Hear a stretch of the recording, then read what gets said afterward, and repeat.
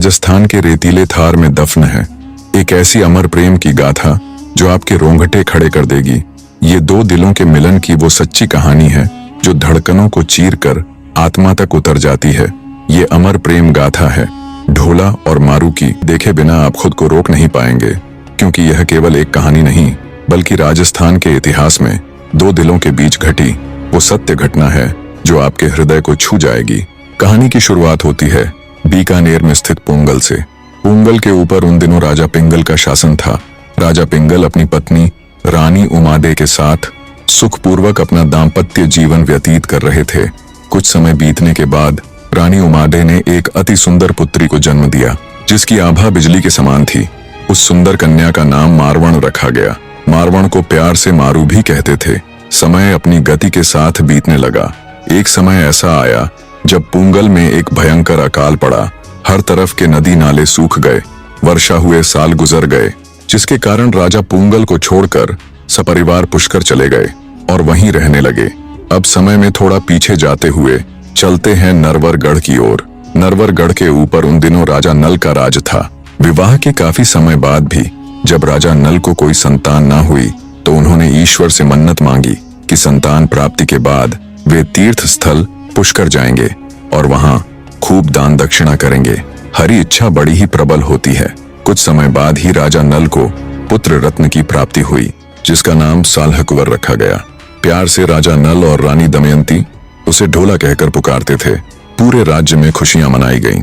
कुछ समय बीत जाने के बाद एक दिन रानी दमयंती ने राजा से कहा, महाराज, अब अपना ढोला 3 वर्ष का हो चुका है। हमें पुष्कर की यात्रा करनी चाहिए। राजा नल ने रानी दमयंती के प्रस्ताव को तुरंत स्वीकार कर लिया और परिवार सहित वे पुष्कर आ गए। यहाँ आकर राजा ने ब्राह्मणों को भोजन करवाया, देवताओं और पितरों की पूजा की। पुष्कर स्नान कर राजा नल ने अपने आप को धन्य समझा। राजा नल वहाँ अपनी रानी दमयंती के साथ 4 माह तक रहे। इसी बीच उनका परिचय पुंगल के राजा पिंगल से हुआ। दोनों राजा बड़े प्रेम से मिले। दोनों ने एक दूसरे को बड़ा सम्मान दिया। एक ही थाली में साथ साथ भोजन ग्रहण किया। दोनों ने मिलकर बड़े प्रेम से चौपट सार खेली। इसी समय राजा पिंगल की पुत्री मारवण को लेकर उसकी दाई वहां आ निकली। राजा नल ने जब उस 1.5 वर्षीय कन्या की सौम्यता और सौंदर्य देखा तो वे बहुत प्रभावित हुए। उन्होंने दाई से पूछा, ये अद्भुत कन्या किसकी है? दाई ने बड़ी विनम्रता से बताया कि वो राजा पिंगल की पुत्री मारवण है। मात्र 1.5 साल की छोटी सी कन्या के तेज और सौंदर्य को देख राजा नल हैरान थे। जब उन्हें पता चला कि ये अद्भुत कन्या तो उनके मित्र राजा पिंगल की है, तो राजा नल के मन में तुरंत एक विचार आया। वापस अपने निवास स्थल लौटकर उन्होंने जब इसका जिक्र रानी दमयंती के आगे किया तो रानी दमयंती को भी उनके मन की बात समझने में देर न लगी। दोनों ने मिलकर सलाह मशवरा किया कि अगर कुंवर ढोला का विवाह उस रूपसी कन्या के साथ हो जाए तो अति उत्तम होगा। अगले दिन राजा नल रानी दमयंती के साथ राजा पिंगल के निवास स्थल पर गए। राजा पिंगल ने बड़े ही सम्मान पूर्वक उनका आतिथेय किया। अवसर देखकर रानी दमयंती ने कुंवर ढोला के लिए मारवण मांग ली। रानी दमयंती के इस प्रस्ताव को राजा पिंगल ने तुरंत सहर्ष स्वीकृत करते हुए अपने भाग्य को सराहा। वहीं मारवण की गोद भराई की रस्म को संपन्न करते हुए दोनों नन्हे शिशुओं को थाली में बैठाकर उनका विवाह कर दिया गया। इस विवाह से रानी उमादे थोड़ी ना खुश अवश्य थी, क्योंकि नरवरगढ़ जो इस समय मध्य प्रदेश में है वो बीकानेर से अच्छा खासा दूर था। रानी की बस यही चिंता थी कि इतनी दूर से बेटी का आना जाना कैसे होगा। तब राजा पिंगल ने अपनी पत्नी को समझाया, हे भाग्यवान, अभी हमारा समय अकाल पड़ने के कारण कुछ अच्छा नहीं है। ऐसे में हमारी बेटी मारवण के लिए इतना अच्छा रिश्ता मिलना बड़े ही सौभाग्य की बात है। और वैसे भी रानी जी, बेटी तो पराया धन होती है और पराया धन जितनी ज्यादा दूर उतना ही अच्छा है। इसलिए जो कुछ हुआ है अच्छा ही हुआ है। अब प्रसन्न होकर अपने संबंधियों का आतिथ्य करो। राजा पिंगल ने बहुत सारा धन और ऊंट घोड़े दहेज में दिया। इसी समय राजा पिंगल को उनके भाई गोपाल दास का पत्र प्राप्त हुआ, जिसमें गोपाल ने लिखा था कि अच्छी वर्षा होने के कारण अब पुंगल सुकाल में लक्षण दिखाई दे रहे हैं, इसलिए तुरंत पुंगल लौट आओ।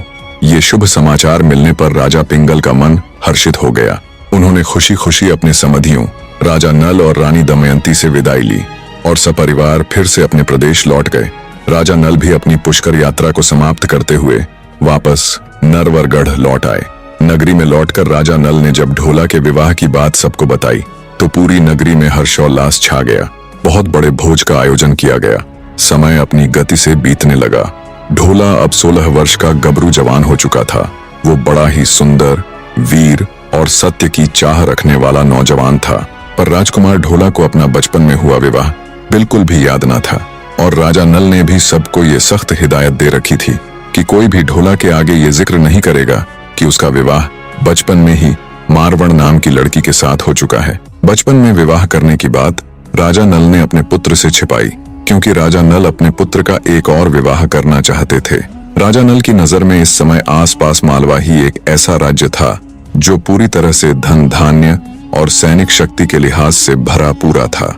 और सबसे जरूरी, मालवा के राजा को मालवण नाम की इकलौती कन्या थी जो लगभग ढोला की ही उम्र की हो चली थी। राजा नल ने विचार किया, अगर मालवा के साथ उनका रिश्ता जुड़ जाता है तो उन्हें इसका बहुत लाभ मिलेगा।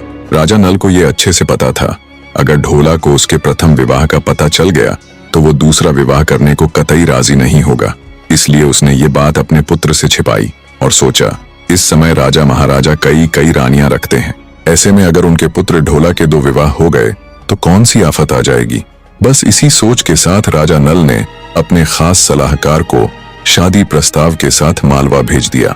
सलाहकार ने जब मालवा जाकर वहां के राजा भीमसेन को राजा नल के भेजे विवाह प्रस्ताव के बारे में बताया तो राजा भीमसेन अति प्रसन्न हुए। उन्हें अपनी इकलौती संतान मालवण के लिए उस समय ढोला ही सबसे काबिल पुरुष दिखाई दिए। जल्दी ही शुभ मुहूर्त देखकर ढोला का विवाह मालवा की राजकुमारी मालवण के साथ कर दिया जाता है। राजकुमारी मालवण भी अत्यंत सुंदर थी। सुंदरता के साथ साथ वो बड़ी ही शातिर और एक चालाक स्त्री भी थी। जल्दी ही मालवण ने अपने पति राजकुमार ढोला का मन मोह लिया और उसे पूरी तरह से अपने प्रेम में बांध लिया। और साथ ही साथ राजकुमारी मालवण ने अपने गुप्त सूत्रों से ये भी पता लगा लिया कि उसके पति ढोला का विवाह बचपन में ही मारवण नाम की लड़की से हो चुका है। वो कतई नहीं चाहती थी कि उसके पति को उसके बचपन में हो चुके विवाह का पता चले। इसलिए राजकुमारी मालवण ने ढोला को इस कद्र अपने प्रेम में जकड़ लिया कि वो उठते बैठते सिर्फ अपनी पत्नी यानी राजकुमारी मालवण की ही माला जपता था। राजकुमारी मालवण को इस बात का बहुत घमंड था, पर यह बात ढोला की माता रानी दमयंती को बहुत अखरती थी। रानी दमयंती ने एक दिन जब अपनी सखियों से कहा कि जिस दिन मेरी बड़ी बहू मारवण आ जाएगी उस दिन इसका सारा घमंड चूर चूर हो जाएगा। तब एक दासी चुपचाप वहां खड़ी ये सब सुन रही थी। वो दासी रानी मालवण की बहुत खास थी। उसने जो और जैसा सुना त्यों का त्यों रानी मालवण के आगे उगल दिया। मालवण को जब ये बात पता चली तो उसे बड़ी चिंता हुई। वो सपने में भी ढोला को अपने से दूर नहीं देख सकती थी। राजकुमारी मालवण ने काफी सोचने विचारने के बाद फैसला लिया कि क्यों न पहले पता लगाया जाए कि राजकुमारी मालवण दिखती कैसी है। क्या पता वो इतनी सुंदर ना हो और वो व्यर्थ ही उसको लेकर चिंतित हो रही हो। इसी सोच के साथ मालवण अपने एक खास दूत को पुंगल जाने का आदेश देती है और निर्देश देती है कि वो अच्छी तरह देख परख कर आए कि राजकुमारी मालवण आखिर दिखती कैसी है। आखिर कैसी दिखती है राजकुमारी मालवण, ये देखने के लिए मालवण का खास दूत पुंगल की ओर चल पड़ता है। काफी लंबी यात्रा करने के पश्चात वो पुंगल पहुंच जाता है और पास ही के एक बाग में अपना डेरा डाल लेता है। सायंकाल हुई तो राजकुमारी मालवण अपनी सखियों के साथ बाग में घूमने के लिए आई। राजकुमारी मालवण अब पूरी तरह एक खूबसूरत युवती बन चुकी थी। उसके मुख पर सूर्य सा तेज था, खूबसूरती ऐसी कि चांद की चांदनी भी उससे ईर्ष्या करे। दूत ने जब उसको देखा तो देखता ही रह गया। राजकुमारी के जाने के काफी देर बाद दूत अपने होशो हवास में लौटा और चुपचाप वापस नरवरगढ़ की ओर चल दिया। दूत वापस आया तो देखा राजकुमारी मालवण बड़ी बेसब्री के साथ उसकी प्रतीक्षा कर रही थी। दूत को देखते ही बिना एक भी पल गवाए मालवण बोल पड़ी, कहो दूत, क्या तुमने राजकुमारी मालवण को देखा? कैसी दिखती है वो? मालवण की बेसब्री को देखकर सिर झुकाते हुए दूत बोला, क्या बताऊं रानी जी, उस जैसा कोई तो मैंने आज तक अपने पूरे जीवन काल में नहीं देखा। वो सुंदरता में ऐसी कि स्वर्ग की अप्सराएं भी उसके सामने फीकी नजर आए। उसका तेज ऐसा कि सूर्य की रोशनी भी उसके आगे मध्यम लगे। उसके चेहरे की मासूमियत ऐसी कि लक्ष्मी जी को भी पीछे छोड़ दे। उसे देखकर ऐसा लगता है जैसे साक्षात रूप की देवी उतर आई हो। राजकुमारी मालवण ने जब अपने दूत के मुख से मालवण का बखान सुना तो उसकी चिंता और अधिक गहरा गई। मन ही मन मालवण ने विचार किया, अगर मालवण मेरी सौतन बन के यहाँ आ जाती है तो राजकुमार ढोला तो मुझे बिल्कुल भूल जाएंगे। उनका सारा मोह राजकुमारी मालवण में हो जाएगा। नहीं नहीं, मैं ऐसा कदापि नहीं होने दूंगी। काफी देर सोचने विचारने के बाद आखिरकार मालवण ने इसका एक हल ढूंढा। उसने राज्य के चारों ओर अपने खास व्यक्तियों को तैनात कर दिया और उन्हें सख्त हिदायत दी कि बाहर के किसी भी व्यक्ति को राज्य में प्रवेश देने से पहले उसके बारे में अच्छे से जान ले। यदि पूंगल गढ़ से कोई व्यक्ति हमारे राज्य में प्रवेश करे तो उसे मृत्यु के घाट उतार दिया जाए। राजकुमारी मालवण ये कतई नहीं चाहती थी कि कोई भी पूंगल निवासी राजकुमारी मारवण का संदेश लेकर यहाँ आए और राजकुमार ढोला को सब पता चल जाए। इस तरह योजना बनाकर राजकुमारी मालवण पूरी तरह निश्चिंत होकर ढोला को रिझाने का हर वो कार्य करने लगी जिससे राजकुमार ढोला उसकी तरफ और अधिक आकर्षित हो जाए। इधर राजकुमारी मालवण अपने पति को रिझा रही थी तो दूसरी तरफ राजकुमारी मारवण भी अब उनकी राह देखने लगी थी। वो बचपन से ही सुनते आ रही थी कि युवा अवस्था को प्राप्त होने पर उसके सपनों का राजकुमार उसे लेने के लिए आएगा। राजकुमार ढोला के प्यार में राजकुमारी मारवण इस कद्र तक डूब गई थी कि अब हर दिन का सूर्योदय उसके लिए ये उम्मीद लेकर आता कि शायद आज उसके सपनों का राजकुमार उसका पति उसे लेने के लिए आ जाए।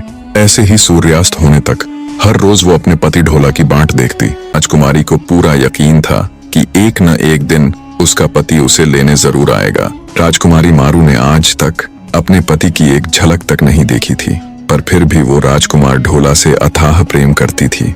उसको ऐसे अपने पति के लिए तड़पते देख उसकी सखियां उसे छेड़ती, उसे सताती, पर राजकुमारी मारू को उनकी किसी भी बात का बुरा ना लगता।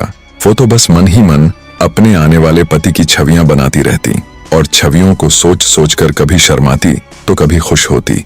रानी उमादे जब अपनी पुत्री मारू की इस मनोदशा से परिचित हुई तो उसने राजा पिंगल के आगे इसका जिक्र किया और बोली, महाराज, हमारी पुत्री को 16वां सावन लग चुका है, पर राजकुमार ढोला का अब तक कोई अता पता नहीं।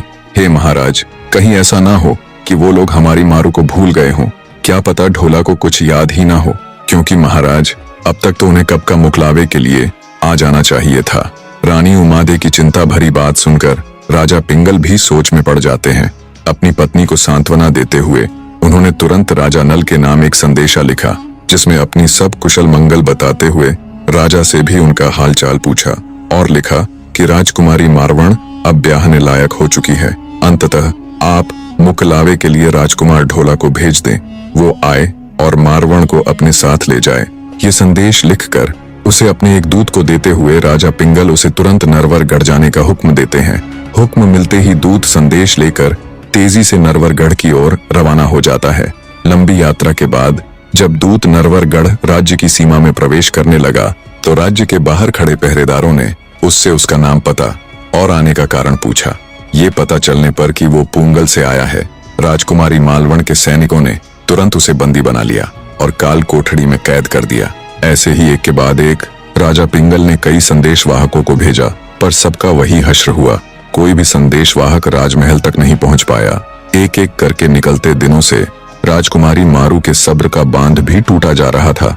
पति मिलन के लिए उसकी व्याकुलता दिन ब दिन बढ़ती जा रही थी। अपनी बेटी की ऐसी हालत और अपने भेजे गए किसी भी संदेशवाहक के वापस न लौटने से राजा पिंगल की चिंता भी बढ़ती जा रही थी। फिर एक दिन घोड़ों का एक सौदागर पूंगल गढ़ आया, जिसने कुछ ही दिन पहले राजकुमार ढोला को बहुत से घोड़े बेचे थे।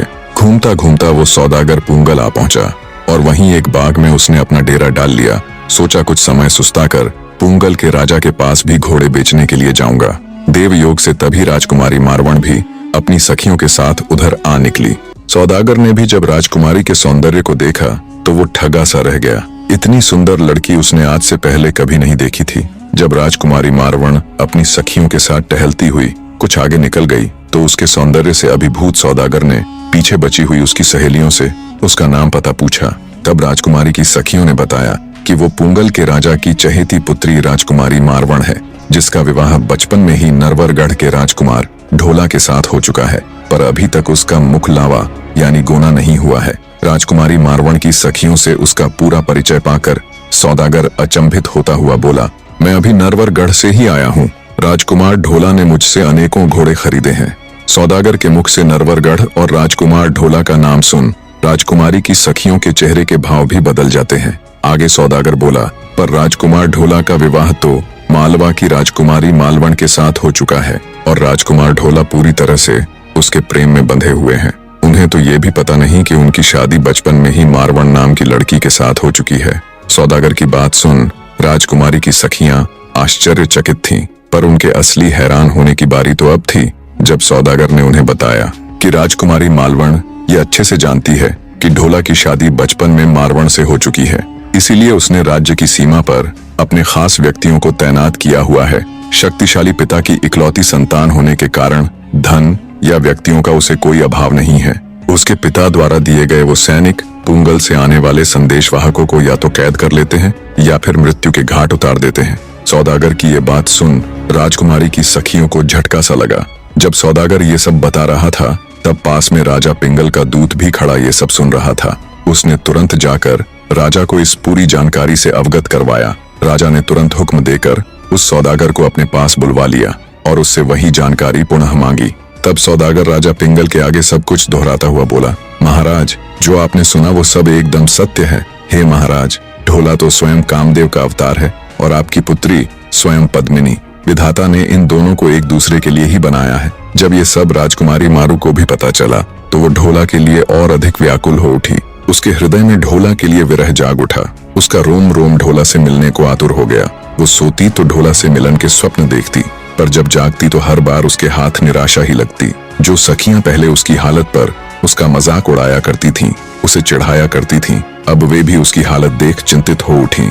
अपनी सखी मारू की ये दशा देख उन्होंने उसे समझाने का बहुत प्रयत्न किया, पर राजकुमारी मारू के ऊपर कोई असर न हुआ। अंततः उसकी सखियां रानी उमादे के पास जाकर मारू की हालत से उन्हें अवगत करवाती है।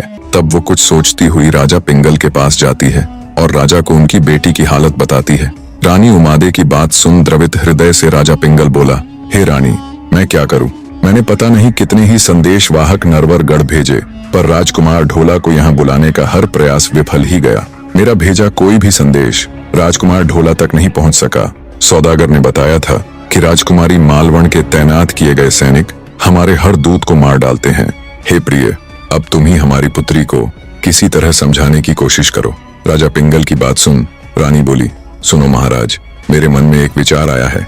अब की बार संदेशवाहक के तौर पर आप किसी साधारण व्यक्ति की बजाय अपने किसी काबिल, किसी खास बुद्धिमान व्यक्ति को वहां भेजो जिसमें ये कार्य करने की क्षमता हो। रानी की बात राजा पिंगल को भी उचित लगी। राजा पिंगल ने विचार किया तो उसे अपना पुरोहित भामसेन ही इस कार्य के लिए सबसे उचित व्यक्ति जान पड़ा। राजा ने तुरंत आदेश देकर भामसेन को अपने पास बुलाया और उसे ये कार्यभार सौंपा। राजा ने अपनी कलम से संदेश लिखते हुए उसके ऊपर अपनी शाही मोहर लगाकर भामसेन को वो संदेश सौंप दिया। भामसेन ने भी राजा को ये वचन दिया कि वो कैसे भी करके हर हाल में राजा के इस कार्य को संपूर्ण करके ही लौटेंगे। भामसेन ने अपना वेश बदलते हुए दाढ़ी जाति का वेश धारण कर लिया। दाढ़ी जाति उस समय गाने बजाने के लिए जानी जाती थी। जब दाढ़ी जाति का रूप धारण कर भामसेन राजा पिंगल से चलने के लिए आज्ञा लेने आता है, तब राजकुमारी मारू ने भी अपने हृदय का सारा हाल एक कागज पर उतारते हुए वो संदेश पत्र भामसेन को देते हुए उसे खास निर्देश दिया कि ये पत्र सिर्फ और सिर्फ राजकुमार ढोला को ही देना। इस पत्र के अंदर उसकी वो निजी बातें हैं जो सिर्फ उसके पति को ही जानने का अधिकार है। दोनों संदेशों को लेकर गाता बजाता भामसेन नरवरगढ़ की ओर चल पड़ता है और मार्ग में मिलने वाले हर व्यक्ति से एक ही बात कहता कि राजा नल बड़े ही दातार हैं, मैं उनके पास जा रहा हूँ। दाढ़ी का वेश धारण किए पुरोहित भामसेन लगातार दिन रात सफर करता हुआ आखिरकार नरवरगढ़ की सीमा पर पहुंच जाता है।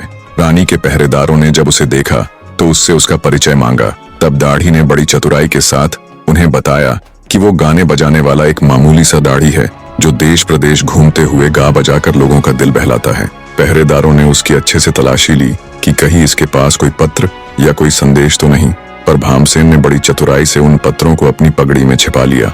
अंततः पूरी तरह जांचने परखने के बाद पहरेदारों ने उसे सम्मान के साथ राज्य के अंदर जाने का प्रवेश दे दिया। दाढ़ी रूपी भामसेन जब राज्य के अंदर पहुंचा तो उसे एक कुम्हारिन मिली। प्रिय दर्शकों, अगर आप कहानी को 18 सितंबर के बाद देख रहे हो तो इसका अगला भाग चैनल पर आ चुका है, विजिट कीजिए और आनंद लीजिए।